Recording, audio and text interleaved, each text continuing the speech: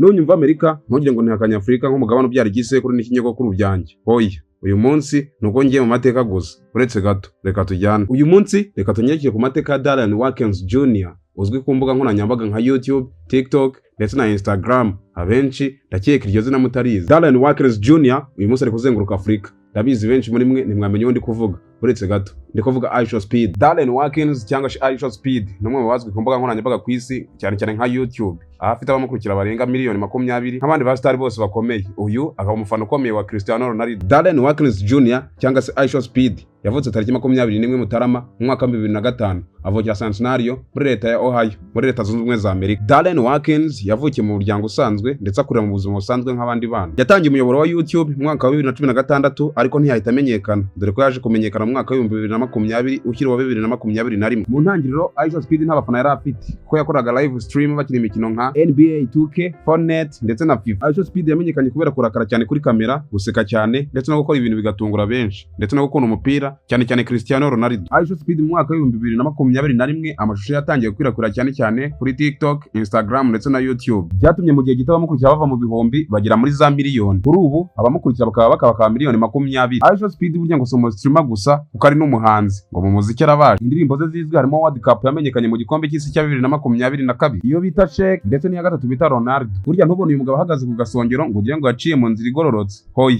burya nawe yahuye n'ibibazo. Reka tubigarukeho. Yagiye afungirwa imiyoboro by'igihe gito kubera amagambo adakwiye. Yigeze kwibasirwa n'abantu bamurenga cyane kubera imyitwarire ye idahwitse, ariko byamwigishije kugenzura amagambo ye no gutekereza mbere yo kuvuga. ISHOWSPEED kuri ubu umwe mu bantu bakomeye kuri YouTube ndetse no kw'isi, afite amafaranga menshi n'izina rikomeye mu rubyiruko. Uretse gato, ese niki urubyiruko rwakwigira kuri ISHOWSPEED, umunyamerika w'umwirabura ufite inkomoko muri Afurika? Icya mbere, mu gihe ugitangira ukeneye kwihangana. Icya kabiri, nta kintu kiza mu munsi umwe. Icya nyuma ni nacyo cy'ingenzi, iyo ufite impano ugakorana umwete ushobora guhindura izina ryawe. ISHOWSPEED kandi yatangije icyitwa Speed Does Africa Tour, azazenguruka ibihugu 20 bya Afurika mu minsi 28. Muri ibihugu 20 bya Afurika ISHOWSPEED azajyamo amaze kujya mu 9, ahasigaje 11. Icyenda amaze kujyamo nibi bikurikira: Angola, South Africa, Mozambique, Eswatini, Botswana, Zimbabwe, Zambia, u Rwanda ndetse na Kenya. Speed kandi akaba asigaje kujya mu bihugu 11 ari by'ibi bikurikira: Nigeria, Ghana, Egypt, Algeria, Ethiopia, Senegal, Ivory Coast, Benin, Liberia, Morocco na Namibia.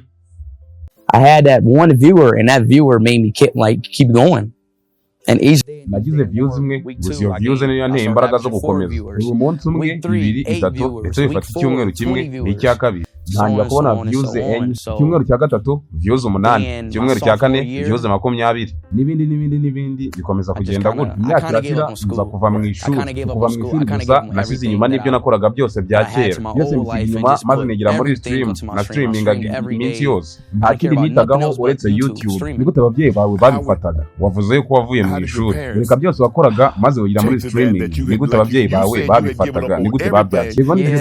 Byari bibi. Gusa igihe nari ndimo nkora live hagaragayemo akavideo kari gafite ibara ry'ikigina. Igihe twari kuri Warara, urabyibuka? Iyi video ifite nka views 30. Bityo rero nayeretse ababyeyi banjye, cyane mama, kuko papa we yari asanzwe areba Warara. Mama yarambwiye ati, uri mu biki muhungu wanjye? Kubera iki abantu bose bari kuvugaho kuri online? Byagenze bite? Ko byasaga naho ari comment z'urwango. Yahise anyirukana, bityo yarambwiye ngo nkwiye guceceka cyangwa nkamubwira mu rugo. Turabizi ibi ntabwo wabikomeza kubikora mu nzu yanjye.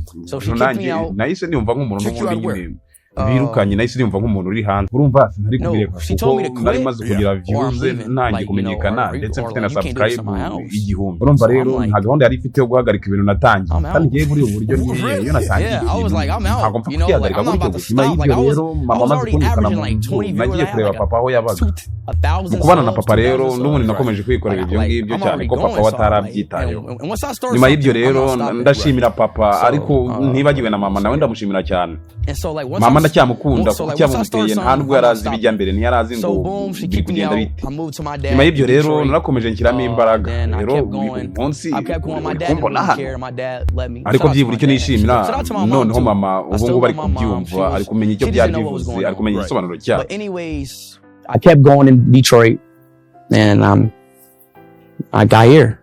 Pretty much it. But my mom, she just now understood it maybe a year ago. Like she really accepted it about a year or two ago.